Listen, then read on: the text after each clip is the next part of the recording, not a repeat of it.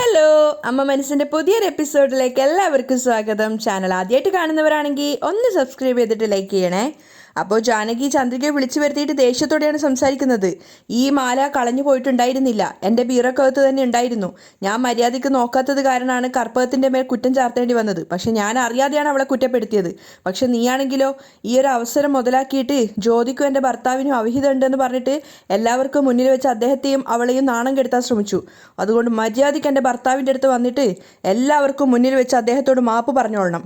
ജാനകി അത്രയും ബാലിഷായിട്ട് പറഞ്ഞിട്ടും ചന്ദ്രിക മറുത്തൊന്നും പറയാതെ അവരെ തന്നെ നോക്കി നിൽക്കുകയാണ്. അപ്പോഴാണ് വാസുദേവൻ അങ്ങോട്ടേക്ക് വരുന്നത്. ജാനകി ചന്ദ്രികയെ വഴക്ക് പറയുന്നത് വാസുദേവൻ കേൾക്കുന്നുണ്ടായിരുന്നു. അപ്പോൾ ജാനകി ചന്ദ്രികയോട് പറയുന്നുണ്ട്, എന്താടി നോക്കി നിൽക്കുന്നത്? നീ എൻ്റെ ഭർത്താവിനോട് മാപ്പ് പറഞ്ഞാൽ മാത്രമേ ഞാൻ നിന്നെ വെറുതെ വിടുള്ളൂ. ചന്ദ്രിക പക്ഷെ ആ കാര്യത്തിന് വലിയൊരു വിലയൊന്നും കൊടുക്കുന്നില്ല. അവൾ വലിയ താല്പര്യമില്ലാത്ത മട്ടിലാണ് നിൽക്കുന്നത്. അപ്പോൾ ജാനകി പറയുന്നുണ്ട്, മര്യാദയ്ക്ക് എൻ്റെ ഭർത്താവിൻ്റെ അടുത്ത് വന്നിട്ട് മാപ്പ് പറയാൻ നോക്കിക്കോ. ചന്ദ്രിക മറുത്തൊന്നും പറയുന്നില്ലെങ്കിലും അവൾക്ക് നല്ല ദേഷ്യം വരുന്നുണ്ടായിരുന്നു. എങ്ങനെയാണ് ഭർത്താവിൻ്റെ കുറ്റങ്ങളും ആ ഒരു കാര്യങ്ങളൊക്കെ ഇവർക്ക് മനസ്സിലാക്കി കൊടുക്കുക എന്നൊക്കെയാണ് അവൾ ചിന്തിക്കുന്നത്. അപ്പോൾ വാസുദേവൻ ചിന്തിക്കുന്നുണ്ട്, അയ്യോ ജാനകി പോയിട്ട് എന്തിനാണ് ചന്ദ്രികയോട് എന്നോട് മാപ്പ് പറയാൻ വേണ്ടി ആവശ്യപ്പെടുന്നത്? അല്ലാതെ തന്നെ സിദ്ധാർത്ഥ് എൻ്റെ മേൽ കൊല്ലാനുള്ള ദേഷ്യത്തിലാണുള്ളത്. ഇനി ചന്ദ്രികയോട് എന്നോട് വന്ന് മാപ്പ് പറയാൻ പറഞ്ഞിട്ട് ദേഷ്യം കൊണ്ട് ചന്ദ്രിക എല്ലാ സത്യങ്ങളും ജാനകിയോട് തുറന്നു പറഞ്ഞാൽ എന്താ ചെയ്യുക? മാത്രമല്ല ഇവളിത് സിദ്ധാർത്ഥിനോട് പോയി പറഞ്ഞാൽ സിദ്ധാർത്ഥിനും ദേഷ്യം വരും. വാസുദേവൻ ഓടിയിട്ട് വേഗം ജാനകിയുടെയും ചന്ദ്രികയുടെ അടുത്തേക്ക് പോവുകയാണ്. അപ്പോൾ ജാനകി ദേഷ്യത്തോടെ ചന്ദ്രികയോട് പറയുന്നുണ്ട്, നിന്നോടല്ലേ പറഞ്ഞത് എൻ്റെ ഭർത്താവിനോട് വന്നിട്ട് മാപ്പ് പറയാൻ. വാസു വേഗം ജാനകിയോട് പറയുന്നുണ്ട്, ജാനകി ജാനകി നീ എന്തിനൊരു ആവശ്യമില്ലാതെ ഇവളോട് സംസാരിക്കുന്നത്? അപ്പോൾ ജാനകി വാസുവിനോട് പറയുന്നുണ്ട്, അന്ന് നിങ്ങൾ ഈ ചെയിൻ എടുത്തുകൊണ്ട് പോയി ജ്യോതിയുടെ കൈ കൊടുത്തുവെന്ന് കണ്ണോട് കണ്ടതുപോലെ ആയിരുന്നില്ലേ ഇവൾ പറഞ്ഞിട്ടുണ്ടായിരുന്നത്? പിന്നെ എങ്ങനെ ഇതെൻ്റെ അലമാരക്കകത്ത് വന്നത്? അപ്പോൾ വാസുവും ചന്ദ്രികയും പരസ്പരം മുഖത്തോട് മുഖം നോക്കുകയാണ്. ചന്ദ്രികയ്ക്ക് അയാളെ കൊല്ലാനുള്ള ദേഷ്യം ഉണ്ടായിരുന്നു. അപ്പോൾ ജാനകി പറയുന്നുണ്ട്, ഞാനാണെങ്കിൽ ഇത് ശ്രദ്ധയോടെ നോക്കാതെ ആ പാവം കർപ്പകത്തിൻ്റെ മേൽ കുറ്റവും ചാർത്തിപ്പോയി. പക്ഷെ ഇവൾ കണ്ണോട് കണ്ടതുപോലെയല്ലേ അന്ന് തർക്കിച്ചുകൊണ്ടേയിരുന്നത്? അന്ന് അത്രയ്ക്കും ആൾക്കാരുടെ മുന്നിൽ വെച്ചിട്ട് നിങ്ങളെക്കുറിച്ച് വളരെ മോശമായിട്ടല്ലേ ഇവൾ സംസാരിച്ചത്? വാസു പേടിയോടെ ചന്ദ്രികയെ നോക്കുന്നുണ്ട്, ചന്ദ്രിക ദേഷ്യത്തോടെ അയാളെയും. അപ്പോൾ ഇതൊന്നും മനസ്സിലാവാതെ ജാനകി പറയുന്നുണ്ട്, അതുകൊണ്ട് തന്നെ എല്ലാവർക്കും മുന്നിൽ വെച്ചിട്ട് തന്നെ വേണം ഇവൾ നിങ്ങളോട് മാപ്പും ചോദിക്കാൻ. അപ്പോഴേ എൻ്റെ മനസ്സിന് സമാധാനം കിട്ടുള്ളൂ. അപ്പോൾ വാസു പ്രശ്നം ലഘൂകരിക്കാൻ വേണ്ടി ശ്രമിക്കുകയാണ്. ജാനകി ഇപ്പോൾ എന്താ പ്രശ്നം? ആ ചെയിന് തിരിച്ചു കിട്ടിയില്ലേ? പിന്നെ എന്തിനാ ആവശ്യമില്ലാതെ ഇവളോട് സംസാരിക്കുന്നത്? ഇവളിപ്പം മാപ്പ് പറഞ്ഞെന്ന് വിചാരിച്ച് എല്ലാ പ്രശ്നങ്ങളും അവസാനിക്കുമോ? ഇവൾ മാപ്പ് ചോദിക്കുകയും വേണ്ട, നമ്മൾ ഇവൾക്ക് മാപ്പ് കൊടുക്കുകയും വേണ്ട. ചന്ദ്രിക പുച്ഛത്തോടെയാണ് വാസുവിനെ നോക്കുന്നത്. പക്ഷെ അഭിമാനത്തോടെ ജാനകി പറയുന്നുണ്ട് ചന്ദ്രികയോട്, നോക്ക്, എൻ്റെ ഭർത്താവിൻ്റെ കാല് കഴുകി വെള്ളം കുടിക്കാനുള്ള യോഗ്യത പോലും നിനക്കില്ലടി. ഞങ്ങളെ തമ്മിൽ വേർപിരിക്കാനല്ലേ നീ ഇതൊക്കെ ചെയ്തത്. പക്ഷെ എൻ്റെ ഭർത്താവിനെ മാത്രമല്ല, എൻ്റെ മകനെ പോലും എൻ്റെ അടുക്കൽ നിന്ന് നിനക്ക് വേർപിരിച്ച് കൊണ്ടുപോകാൻ സാധിക്കുമെന്ന് നീ വിചാരിക്കണ്ട. ജാനകി പറയുന്ന കാര്യങ്ങൾക്കൊക്കെ ചന്ദ്രിക അത്രയും മുഖവിലയ്ക്ക് എടുക്കുന്നുണ്ടായിരുന്നുള്ളൂ. കാരണം കഥയറിയാതെയാണ് ജാനകി ആട്ടം ആടുന്നതെന്ന് അവൾക്ക് നന്നായിട്ട് അറിയാം. അപ്പോൾ ജാനകി ചന്ദ്രികയോട് പറയുന്നുണ്ട്, ഒരു കാരണവശാലും എൻ്റെ സിദ്ധുവിനെ നിനക്ക് ഞാൻ കല്യാണം കഴിച്ചു തരുമെന്ന് നീ വിചാരിക്കണ്ടടി, ഇത് സത്യം. ആ ഒരു വാക്ക് ചെറുതായിട്ട് ചന്ദ്രികയെ വേദനിപ്പിച്ചെങ്കിലും അത്രമാത്രം അവൾ അത് ആഴത്തിൽ പതിച്ചിട്ടുണ്ടായിരുന്നില്ല. അവൾ വാസുവിനെ നോക്കുന്ന സമയത്ത് വാസു വേഗം തന്നെ ജാനകിയെയും കൂട്ടിയിട്ട് അവിടുന്ന് പോവുകയാണ്. ജാനകിക്ക് എങ്ങനെയാണ് സത്യങ്ങൾ മനസ്സിലാക്കി കൊടുക്കുക എന്നറിയാതെ വല്ലാത്ത വിഷമത്തിലായിരുന്നു ചന്ദ്രിക അപ്പോഴുണ്ടായിരുന്നത്.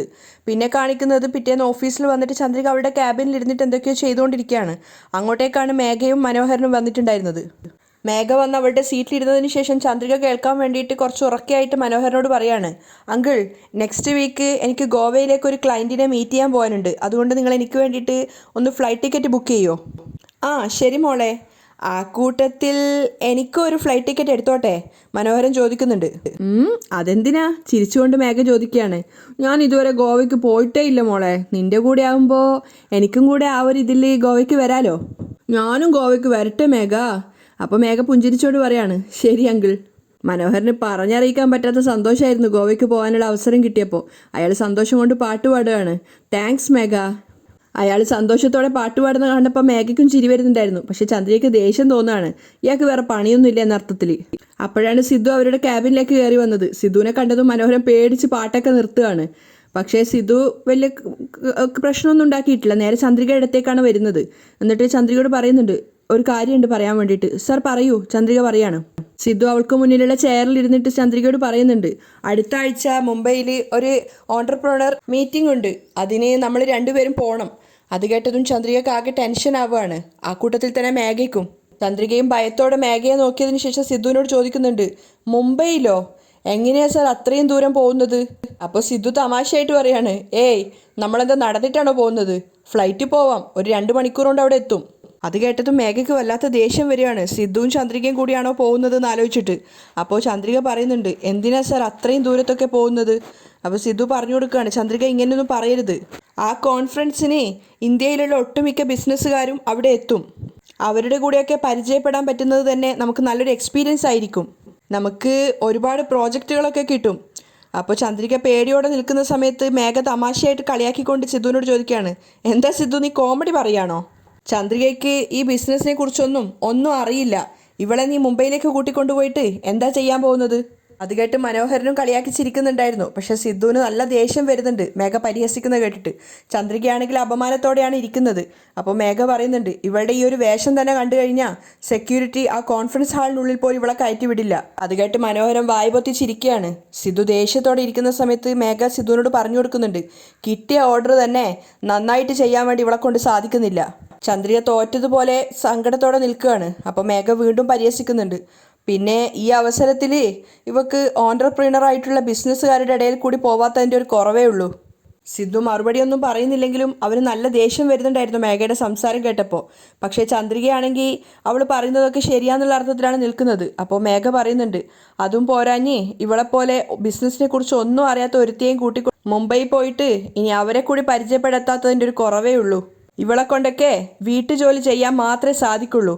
ആദ്യം നീ അത് മനസ്സിലാക്ക്. സിദ്ധാർത്ഥിനോട് പരിഹാസത്തോടെയാണ് മേഘ പറയുന്നത്. അവസാനം സിദ്ധു തൻ്റെ ചെയറിൽ നിന്ന് എഴുന്നേറ്റിട്ട് പറയുന്നുണ്ട്, ഏയ് മേഘ, ദയവ് ചെയ്ത് നീ ഒന്ന് വായി പൂട്ടുവോ? അപ്പോൾ മേഘ പരിഹാസത്തോട് പറയാണ്, എത്ര പറഞ്ഞാലും നിനക്ക് മനസ്സിലാവില്ലല്ലേ? ഇവളെയും കൂട്ടി മുംബൈ പോയതിനു ശേഷം നീ അപമാനിക്കപ്പെട്ടാൽ മാത്രം നിനക്ക് ഇനി ബുദ്ധി തെളിയുള്ളൂ. നീ ഇവളെയും കൂട്ടിയിട്ട് പോ. അപ്പോൾ ചന്ദ്രിക ഇങ്ങനെ നാണക്കേടോടെ തലതാഴ്ത്തി നിൽക്കുകയാണ്.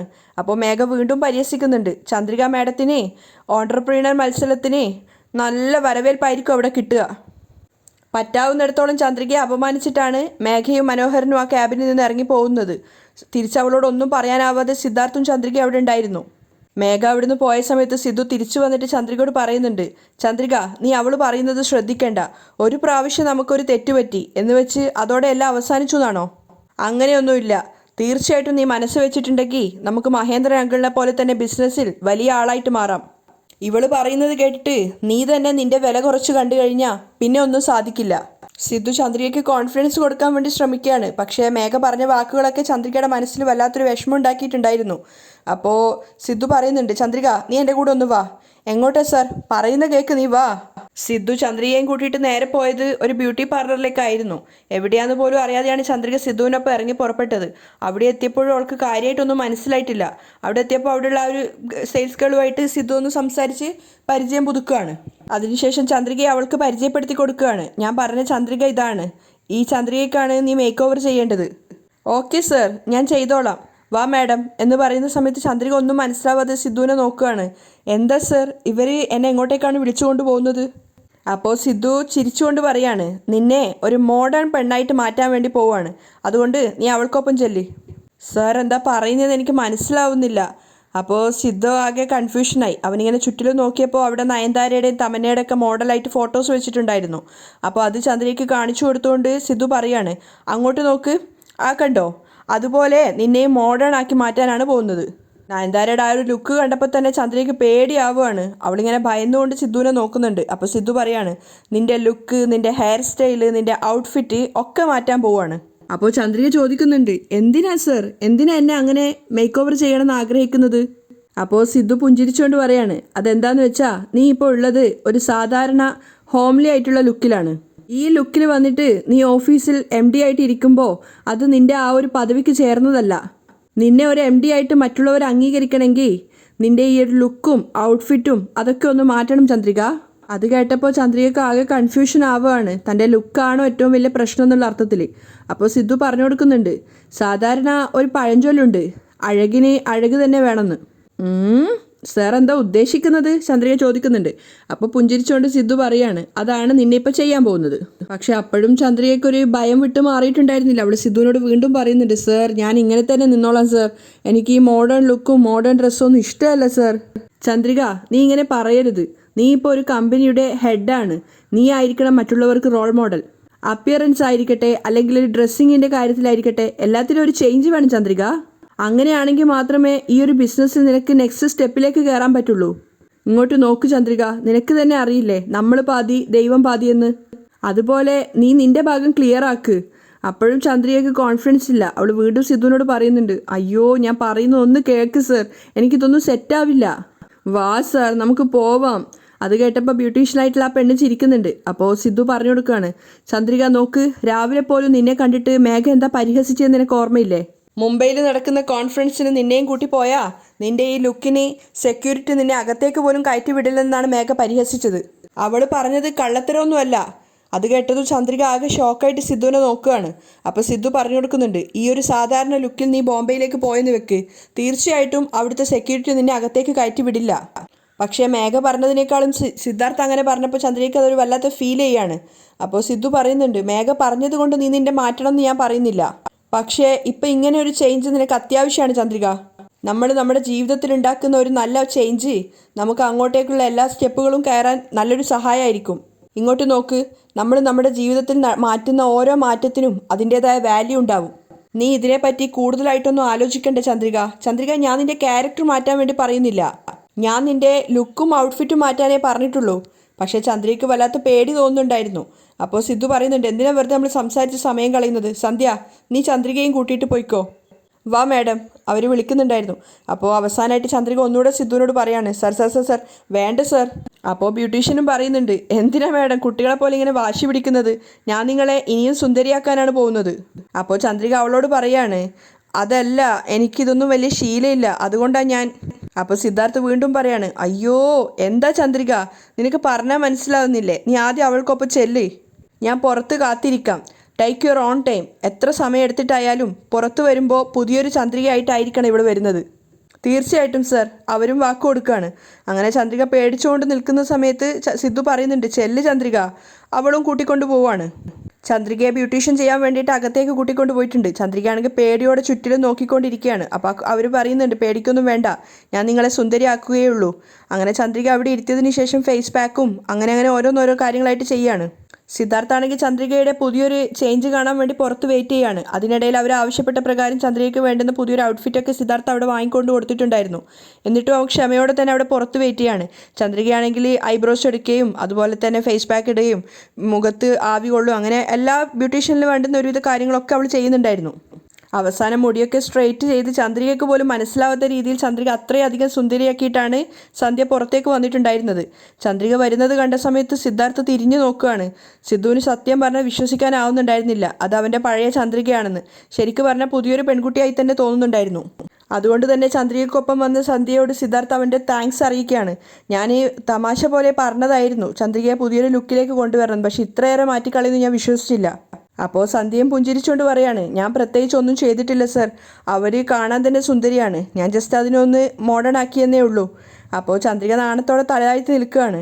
അപ്പോൾ സിദ്ധു പറയുന്നുണ്ട്, ചന്ദ്രിക ഈ ഒരു ലുക്കിൽ നിന്നെ കാണാൻ അപാര ഭംഗിയാണ്. ലുക്കൊക്കെ സൂപ്പറാണ്, പക്ഷെ ആൾ ഭയങ്കര നാണത്തിലാണ് ഉള്ളത്. സന്ധ്യ പറയുന്നത് കേട്ടപ്പോൾ സിദ്ധു പറയുന്നുണ്ട്, ചന്ദ്രിക ഈ ഒരു ലുക്കിൽ മഹേന്ദ്രൻ അങ്കിളും ലക്ഷ്മി ആൻറ്റിയും നിന്നെ കണ്ടാലേ അവർ തന്നെ അത്ഭുതപ്പെട്ടു പോവും.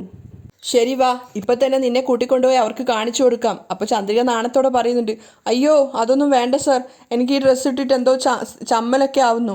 അപ്പോൾ സിദ്ധു പറയുന്നുണ്ട്, എന്തിനാ ചന്ദ്രിക ഇങ്ങനെ ചമ്മുന്നത്? പെൺകുട്ടികൾ എപ്പോഴും ബോൾഡായിരിക്കണം, ഏത് കാര്യത്തെയും അവർ തലയുയർത്തി പിടിച്ചുകൊണ്ട് നേരിടണം. അപ്പോഴും ചന്ദ്രികയ്ക്ക് ചമ്മലുണ്ടായിരുന്നു. അങ്ങനെ സന്ധ്യക്കുള്ള പൈസയൊക്കെ ഇട്ട് കൊടുക്കുക, ഗൂഗിൾ പേ ചെയ്യാന്നൊക്കെ പറഞ്ഞിട്ട് സിദ്ധു ചന്ദ്രികയും കൂട്ടിക്കൊണ്ട് അവിടുന്ന് പോവാണ്. കാറിൽ കയറിയിട്ട് സിദ്ധുവിന് ഡ്രൈവ് ചെയ്യാൻ പറ്റുന്നുണ്ടായിരുന്നില്ല. ചന്ദ്രികയുടെ ഭംഗി തന്നെ ആസ്വദിച്ച് നോക്കിക്കൊണ്ടേ ഇരിക്കുകയാണ് അവന്. ചന്ദ്രികയ്ക്കാണെങ്കിൽ ചമ്മലാവുന്നുണ്ട്. അവൾ സിദ്ധുവിനോട് പറയുന്നുണ്ട്, എന്തിനാ സാർ ഇങ്ങനെ നോക്കിക്കൊണ്ടിരിക്കുന്നത്, എനിക്കെന്തോ ചമ്മലാവുക. അപ്പോൾ സിദ്ധുവും ചിരിച്ചുകൊണ്ട് പറയുന്നുണ്ട്, അയ്യോ ഓക്കെ ഓക്കെ ഓക്കെ, ഇനി ഞാൻ നോക്കുന്നില്ല. പക്ഷെ എത്ര തന്നെ പറഞ്ഞിട്ടും ചന്ദ്രികയുടെ നേരെ നോക്കാതിരിക്കാൻ സിദ്ധുവിന് സാധിക്കുന്നുണ്ടായിരുന്നില്ല. സിഗ്നലിൽ വണ്ടി നിർത്തിയ സമയത്തൊക്കെ സിദ്ധു ചന്ദ്രികയെ തന്നെ നോക്കി നിൽക്കുകയാണ്. അതുകൊണ്ട് തന്നെ സിഗ്നലിൽ ലൈറ്റ് മാറിയപ്പോൾ പോലും സിദ്ധു അറിഞ്ഞിട്ടുണ്ടായിരുന്നില്ല. അപ്പോൾ ചന്ദ്രിക പറയുന്നുണ്ട്, അയ്യോ സാർ എന്നെ തന്നെ നോക്കി നിൽക്കല്ലേ, വണ്ടി എടുക്ക്. അയ്യോ സോറി സോറി സോറി. സിദ്ധു വേഗം വണ്ടി എടുക്കുകയാണ്. ചന്ദ്രികയ്ക്കാണെങ്കിൽ ചമ്മലായിട്ട് വയ്യ. അപ്പോൾ അവിടെയാണ് ഇന്നത്തെ എപ്പിസോഡ് വൈൻഡപ്പ് ചെയ്യുന്നത്.